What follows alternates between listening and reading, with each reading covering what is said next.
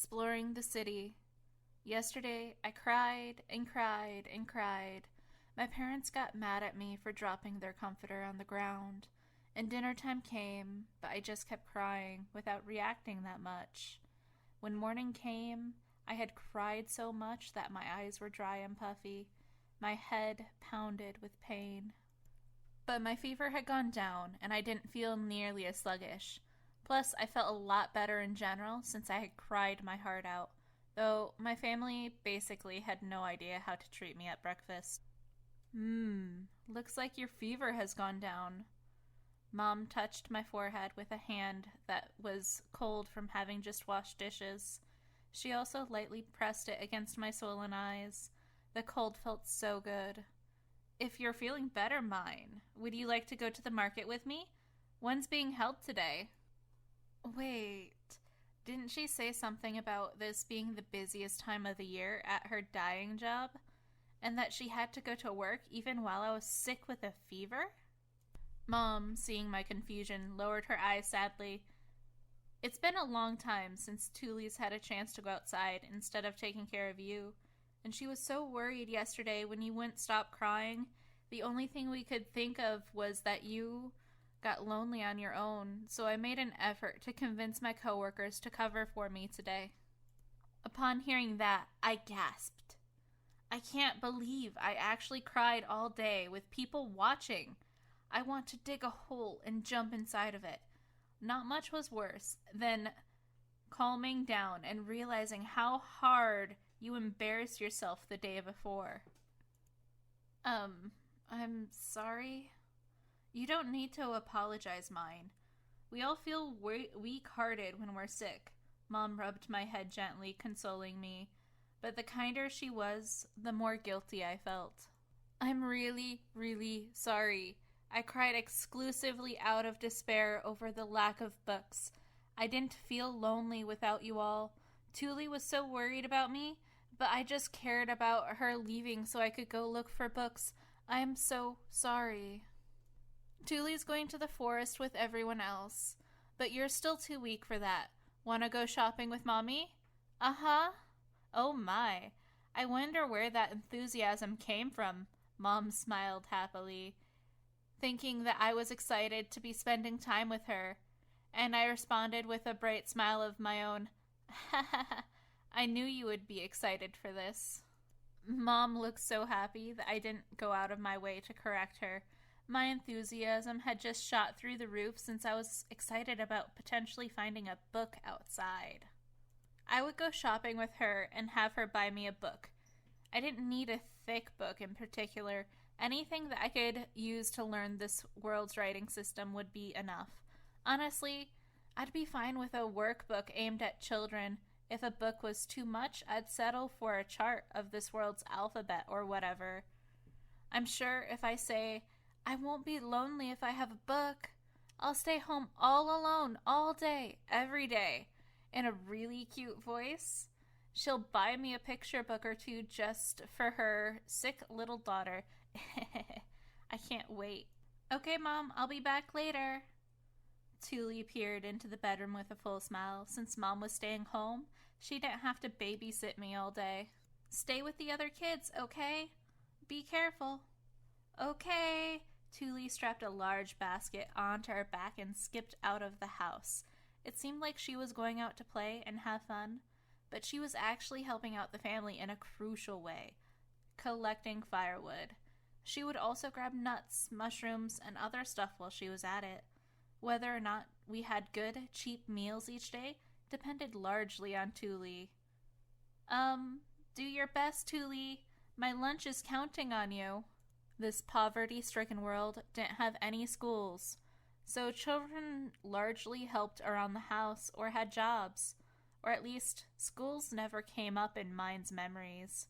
Once kids got a little older than Tuli, they began working as apprentices. If given the choice, I would have preferred to work as an apprentice librarian or apprentice book saleswoman.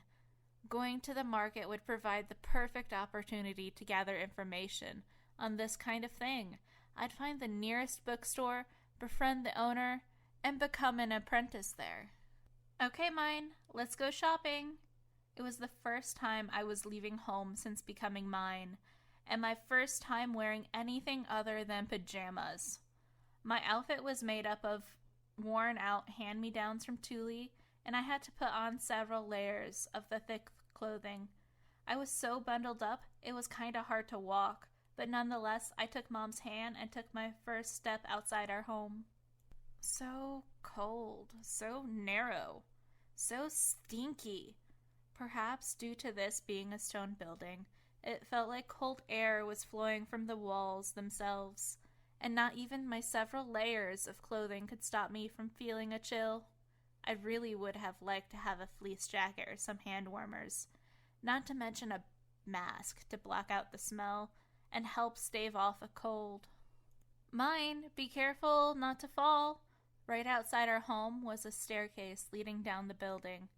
My body was the size of a 3-year-old toddler's, and each step was so large they filled me with terror.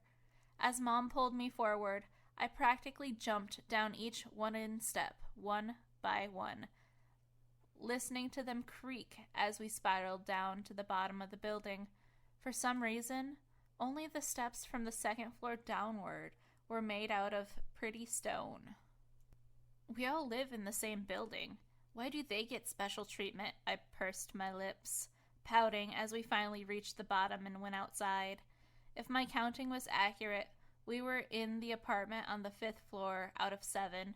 To be honest, for someone as weak, small, and sickly as me, just getting out of the house was enough to be exhausting. Now I knew why almost all of my memories took place inside. Even now, I was out of breath by the time I got outside, and it seemed likely that I would just pass out before we reached our destination. Mom, it's hard to breathe. Wait a second. But all we've done is leave the house. Are you okay? I just need a little break. As I steadied my breath and reminded myself I needed to shape up if I wanted to reach a bookstore, I looked around to get a grasp of my surroundings. A short distance away from our housing complex was a small plaza with a well in the middle. Only the ground around the well was paved with stone, and I could see several older women talking while washing their clothes. That was definitely the well Thule used to wash dishes and get our daily water. I'll carry you on my back, mine. Mom, who must have thought our shopping would never get done if she waited for me, somewhat forcibly plopped me onto her back and started walking away. I couldn't remember this myself, but judging by how she had something like a baby carrier on her back, she was probably used to carrying mine around. The plaza with the well was surrounded by tall apartment-like housing complex on all 4 sides, with just one path leading to the outside. After passing through the narrow, dark alleyway, we emerged onto a large road. Wow, this looks exactly like one of the old European cities I've seen in photos of. An unfamiliar scene spread out before me, with carts pulled by horses and donkey-like creatures passing each other on a wide cobblestone road dotted on either side by stores. I spun around, looking everywhere like a tourist in my quest to find a bookstore. Mom, which store are we going to? What are you saying, mine? We're going to the market. We almost never go to any stores. According to Mom, most of the stores near ground level sold products for relatively rich individuals and had little that poor commoners like us could buy. We bought the majority of our daily goods at an actual marketplace. In other words, a bookstore is probably a ground floor store just like these. I looked around for a bookstore while Mom walked, and soon saw an especially large building that would serve as a solid landmark. It was made of white stone, and despite its simple design, there was a sort of majesty to it that made it stand out. Is that a castle? No, that's the temple. You'll be going there to be baptized when you turn 7. Ah, a temple. It sounds like religion is enforced here, which sucks. I'll try to avoid that place as much as possible. My instincts and knowledge from my past life made me want to keep my distance from religion. But I don't know if this world would be too kind to an atheist, so I kept my mouth shut and looked at the walls surrounding the temple. Mom, what are those walls? Those are castle ramparts. Inside is the castle where our Lord lives, and the mansions where nobles live. Well, in the end, nothing behind those walls has much to do with you and me. The tall stone walls looked more like the gate to a prison than grounds where royalty lived within a castle. Maybe it would look even more like a prison if the guards were ever on high alert and defending against something. The blank white walls continued on either side, and although it looked like they had been designed with imposing dignity in mind, without any artistic flourishes, they didn't quite feel like the brutish walls of a fortress. It felt like they had been built only for the purpose of separation, and would be defenseless if ever actually attacked. They do look a little different from the European castles I've seen in historical films and stuff. Okay, Mom. What about those other walls? Those are the outer city walls. They protect the city. You know Gunther works as a guard at the southern gate, don't you? I knew from Mine's memories that Dad worked as a soldier, but I didn't know that he guarded one of the gates to the city. There's a castle where the lord of these lands live, and there's both outer and inner walls here. I guess it's safe to consider this a capital city? It doesn't seem like that big of a city, judging by the length of the walls and how many people are walking around. But I shouldn't think on the scale of Tokyo or Yokohama anymore. It would be a huge city in comparison to the historical fortress cities I read about in my past life. But in this world, where it's normal to have green and blue hair, there were no guarantees that my Urano knowledge would remain accurate. It would be risky to settle in on the idea of this being a large or small city before I learned more about the world. The size of a city will change what kind of bookstores it'll have, but I don't understand what makes a big city here. Is this city big? Is it small? Tell me, someone! Mine, we need to hurry to the market. Everything good will get snapped up before we get there. I looked around desperately in search of a bookstore on our way to the market, but most of the stores on either side of us just had simple drawings on their signboards. The signs were either wooden with the art painted on, or metal with the art engraved into them, but either way, I didn't see anything resembling letters. That was good for someone like me who couldn't read the letters anyway, but a cold chill was starting to run up my spine. Wait, I don't think I've seen a single letter in this whole city. Is the literacy rate that low?